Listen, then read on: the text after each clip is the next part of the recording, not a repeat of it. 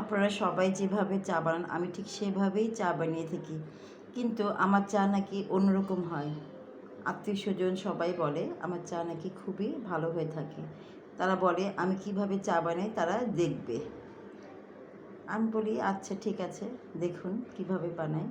তারা অনেকে শিখে নেয়, কিন্তু আমার চায়ের স্বাদ নাকি তারা পায় না। আমার চায়ের স্বাদ নাকি আমার কাছেই তারা পেয়ে থাকে। এখন আমি নিজে পান করার জন্য একটি কাপে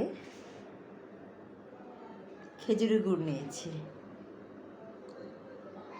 প্রায় 1.5 চামচ, 4 চামচের 1.5 চামচ। এখন এখানে দিয়ে দিলাম চায়ের লিকার, কম হয়েছে একটু বেশি করে দিলাম। দিয়ে দিচ্ছি গুঁড়া দুধ